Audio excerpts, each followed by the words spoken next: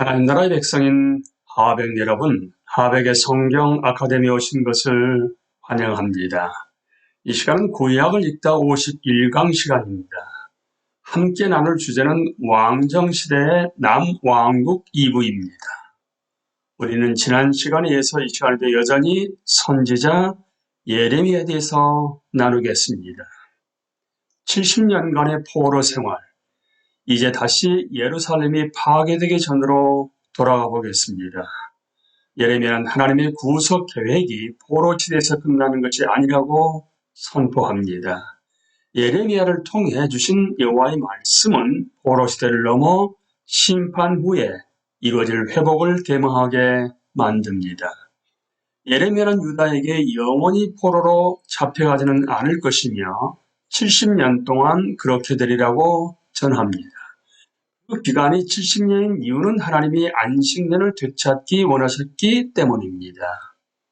하나님은 이스라엘 자손들에게 6년 동안 곡식을 수확하고 7째 해에는 그 땅을 쉬어 안식하게 하라고 명하셨습니다. 하지만 이스라엘 자손은 안식년을 지키지 못했습니다. 따라서 하나님은 예레미야에게 안식년을 되찾으시겠다고 말씀하신 것입니다. 이스라엘 자손이 그 땅의 안식을 지키지 않은 횟수를 추정해보자면 대략 490년이 됩니다. 포로로 잡혀간 시기를 70년이라고 한 것이 문자 그대로 70년을 말하는지, 그렇다면 그 기간은 주전 609년에서 539년 내지 주전 586년에서 516년이 됩니다. 아니면 상징적인 의미로서 완전함을 나타내기 위한 대략적인 기간을 말하는 것인지에 대해서는 논란의 여지가 있습니다. 분명한 사실은 70년이라는 기간은 이스라엘에 잘 알려져 있었고 포로로 잡혀가는 기간이 한정되어 있다는 희망을 주었다는 점입니다. 몇 년 후 가브리엘 천사가 다니엘 선지자에게 나타나 70년이라는 포로 기간이 나타내는 더 깊은 의미를 깨닫게 하실 것입니다. 심판이 임박한 상황에서 예레미야는 70년 동안의 포로 생활 후에 회복의 때가 임할 것이고, 그때는 하나님이 새로운 언약을 맺으시고 다윗의 후손으로 난 의로운 왕으로 그 백성을 통치하게 하실 것이라고 선포했습니다. 이런 약속에 대해서는 포로 시대에서 자세하게 다루려고 합니다. 지금으로서는 예레미야가 하나님의 심판에 대해서만 이야기한 것이 아니라 미래의 회복에 대한 희망도 선포했다는 사실만 알고 있으면 됩니다. 예레미야가 여호야김 왕에게 경고하다. 지금까지 남왕국의 마지막 날 예레미야가 예언했던 말씀을 살펴봤습니다. 이제 여호야김 왕이 통치하던 때, 즉 주전 609년에서 598년에 예레미야 선지자가 어떠한 사역을 했는지에 대해서 배우도록 하겠습니다. 여호야김의 통치 초기에 하나님은 예레미야에게 성전뜰에 서서 하나님의 심판이 임할 것이고 실로에게 한 것처럼 예루살렘에게도 행하실 것이라고 백성에게 경고하라고 하십니다. 하지만 제사장 선지자 예루살렘 백성들은 예레미야의 말을 듣기는커녕 오히려 예레미야에게 내가 반드시 죽어야 하리라고 말합니다. 그리고 실제로 선지자 우리야는 여호야김의 손에 죽임을 당합니다. 물론 하나님의 백성이 선지자를 죽이려고 시도한 것이 이번은 처음이 아니었습니다. 그리고 분명히 마지막도 아니었습니다. 많은 세월이 흐른 후에 예수님께서는 예루살렘을 두고 애통해 하시며 말씀하십니다. 예루살렘아, 예루살렘아, 내게 보낸 예언자들을 죽이고 돌로 치는구나. 암탉이 병아리를 날리게 하여 품듯이 내가 몇 번이나 내 자녀들을 모아 부모려 하였더냐. 그러나 너희는 원하지 않았다.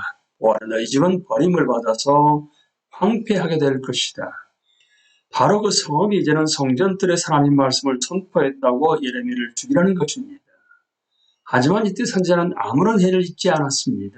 그리고 계속해서 유다의 하나님의 말씀을 선포합니다. 주전 605년 예레미야가 심판이 닥칠 것을 경고하다. 여호야김 통치 4년째, 그러니까 주전 605년 남왕국의 종말이 임박했음을 알리는 중요한 사건이 발생합니다. 예레미야는 유다에게 하나님의 심판이 닥칠 것을 경고합니다.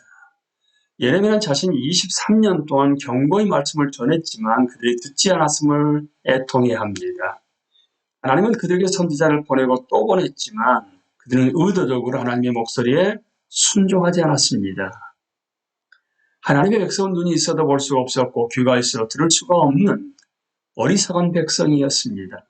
그들은 여전히 눈이 멀고 귀가 어두워 그들이 섬기는 우상들과 같이 되었습니다. 예레미야는 하나님이 바벨론 왕 느부갓네살을 예루살렘으로 보내실 것이고 모든 땅이 폐허가 되어 놀랄 일이 될 것이라고 선포합니다.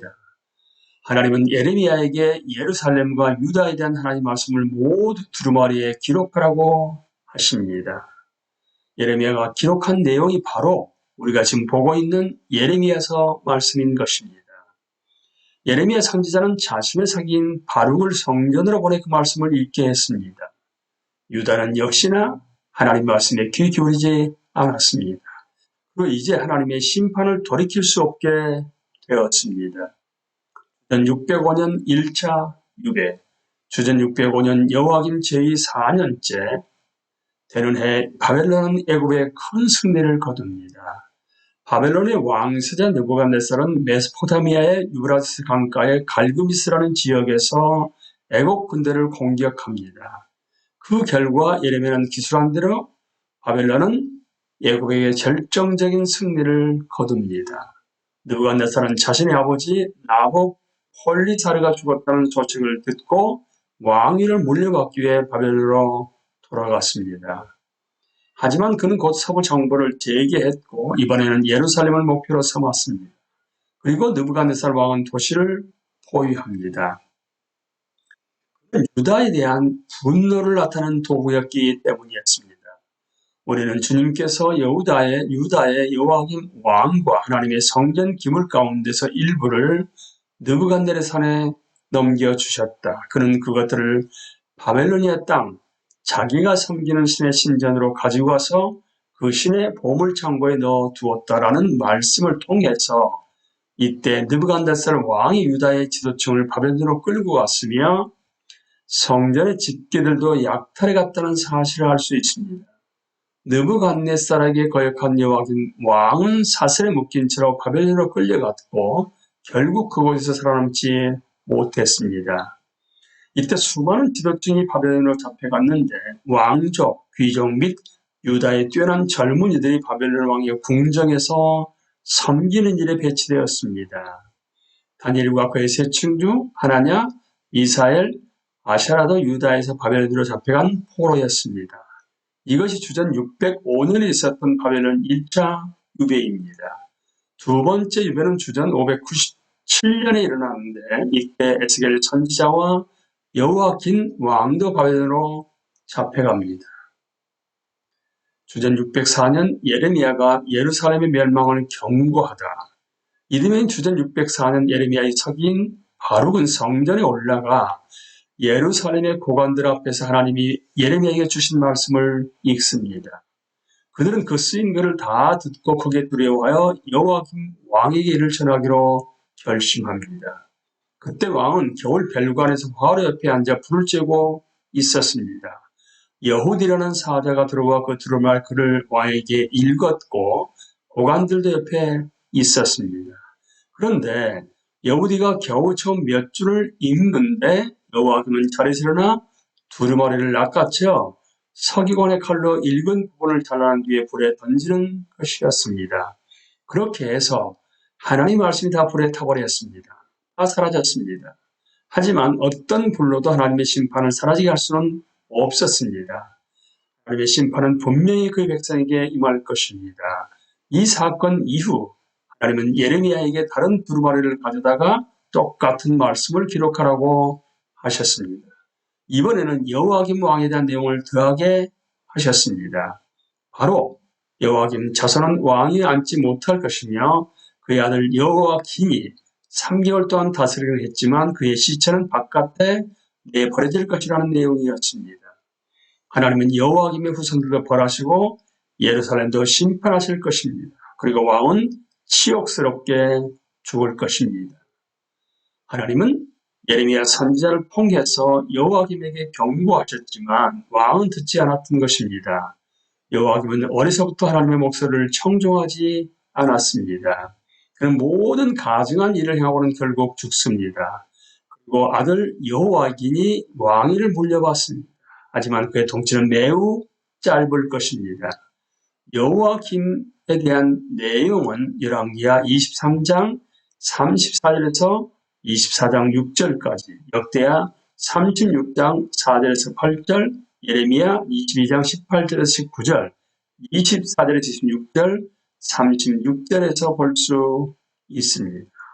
우리는 이 시간에도 선지자 예레미야에 대해서 함께 나누었습니다. 다음 시간에도 계속 선지자 예레미야에 대해서 나누도록 하겠습니다. 강의를 마치겠습니다. 감사합니다.